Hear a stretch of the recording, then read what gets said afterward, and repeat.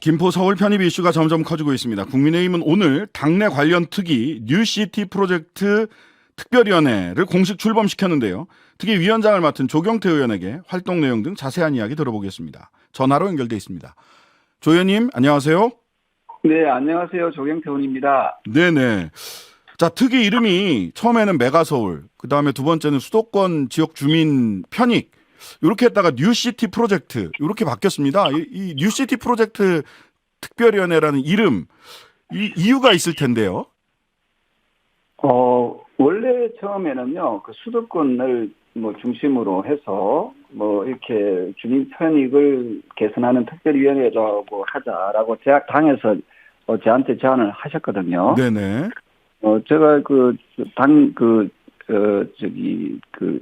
위원회 이름을 쭉 들어보니까 이게 너무 한쪽에 좀 치우친다는 느낌을 많이 받아가지고. 수도권에 지나치게 치우친 것 같다, 이래서요? 네네. 한쪽으로 치우치는 것은 이름 명칭이 이렇게 와닿지가 않아가지고. 네.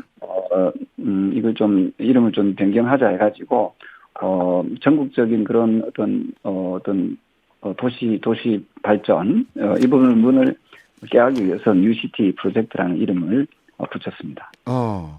그런데 그래서 이게 광주, 대구까지, 광주나 부산, 울산, 경남권까지 포함하는 거냐 했더니 또 박정하 대변인은 거의 너무 멀리 가지 말라. 우선은 수도권이다. 이렇게 얘기를 하세요?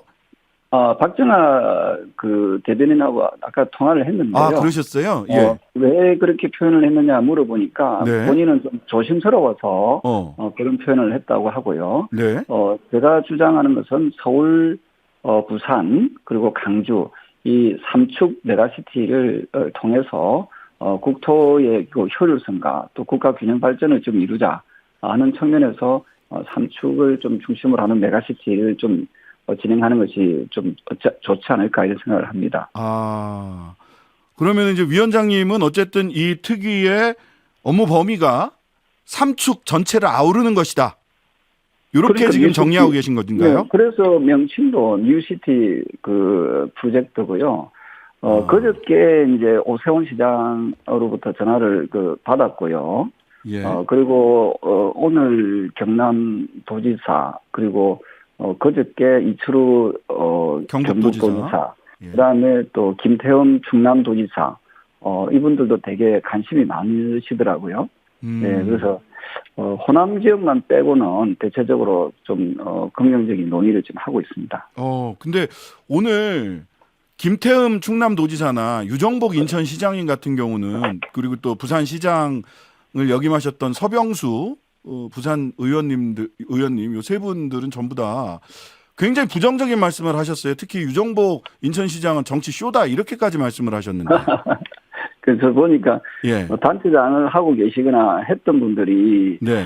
세계적인 트렌드를 쫓아가지 못하는 거 보고 참 안타깝다 생각을 하거든요.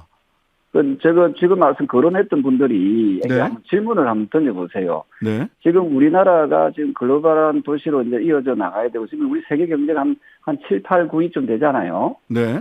그 세계 경제 대국으로 좀 성장했는데요. 네. 그렇다면 국제도시도 세계 10위 안에 들어가는 국제도시가 있는 것이 당연한 거 아닙니까? 네. 그렇죠. 근데 서울이 국제도시 지수로 혹시 몇인지 아십니까? 우리 사회자님? 저도 다 찾아봤는데요. 평가 지표에 따라서 16위인데도 있고 6위인데도 있고 7위인데도 있고 그렇더라고요. 가장 객관적인 자료를 보면요. 네.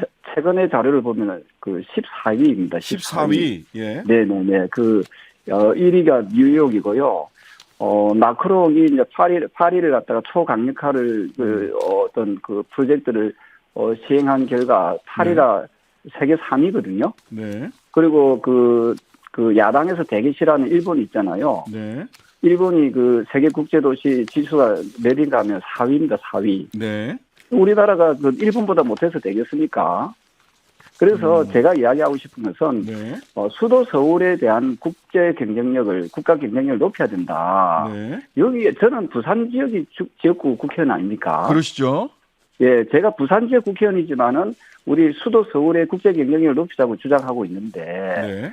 맹세기 강력 단체장을 했던 분들이 또는 하고 있는 분들이 네. 지나치게 자기 지역 중심적으로 하는 것이 과연 국익에 도움이 되겠는지. 그리고 또 하나가 인천 같은 경우에 인천이 지금 대구를 앞질렀잖아요. 인구가. 네네. 앞질렀거든요.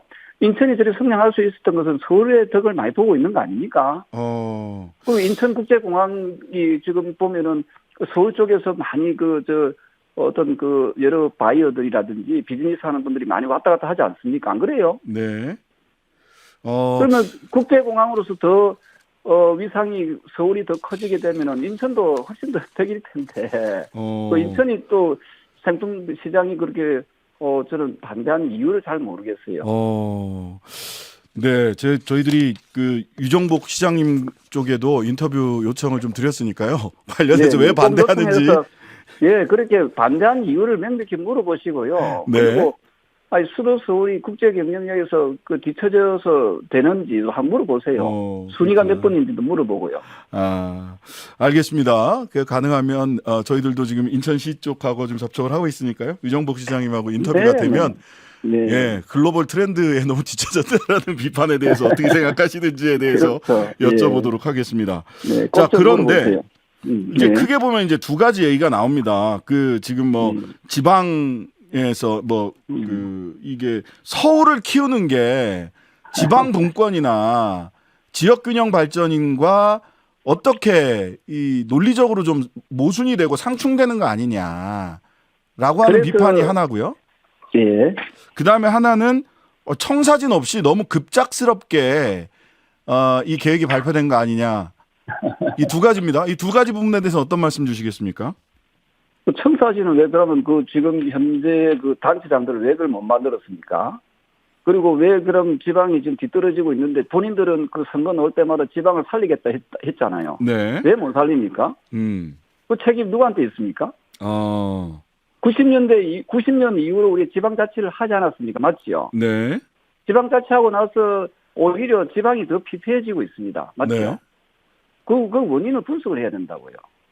그래서 지금 외국에는 저출산 고령화를 갖다가 이걸 해소시키고 그 단점을 극복하기 위해서 네. 90년대부터 이 초강력 도시를 만들기 시작해서 그 메가시티라는 개념이 그때부터 나왔다 이 말입니다. 그죠? 그전에 물론 있었지만 네.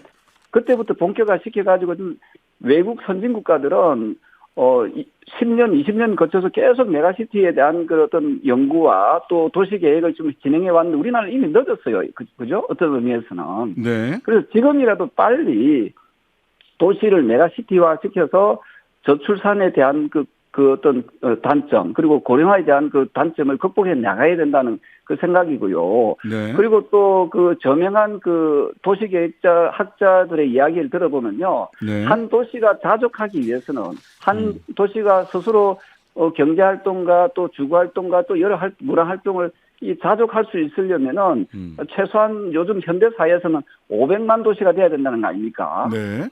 그렇게 해야 하면은 나머지 기타 도시로 눈치를 안 보고 나머지 기타 도시로 이어지지 않는다는 거예요. 네네. 그래서 일본은 이미 이걸 시작했어요. 일본은 3축 메가시티를 내가지고 동경과 오사카와 나고야가 지금 그런 식으로 지금 도시 계획을 그렇게 진행을 해서 네. 지금 비교적 안전적으로 지금 균형 발전을 이루고 있는 거거든요. 네. 그래서 이 부분에 대해서 왜 저는 국회의원인데 강력 단체장분들이 왜 이런 트렌드를 왜 못 쫓아가는지 참 이해가 안 되고요.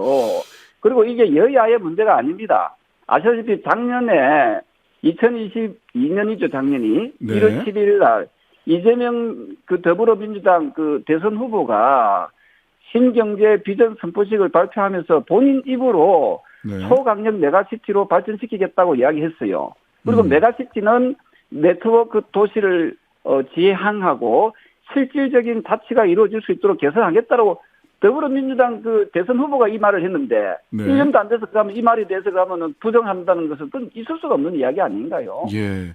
여기 그리고 아마 또 하나가 단체장 하는 지금 공천 발언 지금 당선되신 분들은 그럼 이게 윤석열 대통령 후보도 이거 공약한 거거든요. 메가시티에 대해서. 네. 그럼 그때는 왜 공약했을 때는 왜 침묵하고 가만히 있었는가요? 4637님이 부산 분이신 것 같은데요. 조경태 의원님, 백지화된 부울경 메가시티를 먼저 해결해 주시는 것이 더 중요하지 않을까요? 이런 문자를 보내주셨어요. 그거 참 중요한 그 질문이십니다. 그래서 제가 지금 위원장을 맡게 된 거예요. 어떤 의미에서는. 누구나 다 메가시티를 하겠다고 떵떵 말로만 해놓고 이거 제대로 실천적으로 하는 사람이 누가 있었습니까? 없었잖아요. 제가 이걸 이제 야무지게 한번 해보겠다는 겁니다. 조경태한테 위원장을 맡긴 이유는 네. 제가 그 부산 지하철 1호선 있잖아요. 심평에서 네. 다대포까지 연장할 때 시장부터 해가 전부 다 안 된다 그랬어요. 왜? 집안이 약하다고. 네. 무슨 경제성이 나쁘니 집안이 약하니 다 부정적이 있던 것을 제가 공학 박사잖아요. 네. 그리고 거기다가 이제 추진력이 좋으니까 우리 네네. 사하 주민들과 함께 힘을 모아서 지하철 만들어가고 지금 잘 다니고 있거든요. 제가 전문성과 추진력이 있으니까 저한테 위원장을 맡긴 거거든요. 네. 기존에 메가시티를 하겠다고 해놓고 제대로 추진하는 사람도 있었습니까? 그럼 여당도 마찬가지, 야당도 마찬가지예요. 예. 그래서 예. 이번에 제가 이제 위원장을 맡아가지고 이제 이걸 쭉 진행해 나가니까 여기저기서 전화도 많이 오고요. 네. 오늘 박완수 경남지사랑 통화를 했거든요. 네. 통화를 해서 메가시티를 제가 얘기를 하니까 이분은 한 수 더 떠가지고 부산 경남이 우리가 통합을 해야 됩니다. 이런 이야기 하더라고요. 부산 경남이 통합을 해야 된다. 박완수 네. 지사가요? 경남지사가요? 네네. 그럼요. 그래서 예. 내가 조만간에 경남지사를 만나러 가기로 했어요. 그래서 진짜 이분은 나중에 박완수 지사님과 한번 인터뷰를 한번 해보세요. 네. 이분은 부산 경남의 통합에 대해서 상당히 긍정적이더라고요. 조 의원님, 김기현 대표가 처음 김포 교통대책 무슨 회의 가셔가지고 서울 김포 편입으로부터 이 얘기가 시작됐는데, 네. 대한민국 대개조 프로젝트로 지금 며칠 만에 막 진화 발전한 거 아닙니까 지금? 며칠 만이 아니고요. 그때 말씀드리지만은 양당의 대선 주자들의 공약입니다. 그럼 공약을 한 걸 실천 안 하면 됩니까? 청취자 여러분 어떻게 생각하세요? 네. 맨날 정치가 불신을 당하는 이유 중에 하나가 이거 아닙니까? 공약을 한 걸 안 지키고 공약을 한 걸 헛공약으로 만들어보는 게 지금 정치인들의 지금 수법이라면은 네. 우리 국민들이 누굴 믿고 이게 살아갈 수 있겠어요? 알겠습니다. 예, 분명한 것은 이재명 더불어민주당 당대표 역시도 네. 작년 1월 11일 날 대한민국을 5국 3특 체제로 재구축하겠다. 초강력 메가시티를 만들겠다라고 이분 했다. 이거 지금 인터넷 청취자 여러분 지금 인터넷 다 보고 있을 거니까 한번 검색해 보세요. 내 말이 틀리는가 맞는가. 네, 알겠습니다. 자, 한 30초 남았는데요. 앞으로 이 특이 활동 3분 계획. 안 됩니까? 3분. 특이 활동 계획 어떤지 짧게만 좀 말씀해 주시죠. 그래서 과거에는 건의주의 시대에는 위에서 밑으로 내려간 탑다운 방식이었잖아요. 네네. 정치인들이나 행정가들이 그냥 선을 쭉쭉쭉 꺼가지고 행정 체계를 만들었으면 지금은 바텀업 방식으로 해가지고 우리 시민들의 공론화를 통해서 민주적 절차를 통해서 이런 메가시티를 이루어 나가는 것이 중요하다 이렇게 보고 있습니다. 네, 오늘 말씀 여기까지 듣겠습니다. 지금까지 국민의힘 조경태 의원이었습니다. 감사합니다. 네, 수고하세요. 감사합니다. 하루 종일 기다려지는 진짜 시사. 평일 저녁 6시 5분 신장식의 뉴스 하이킥.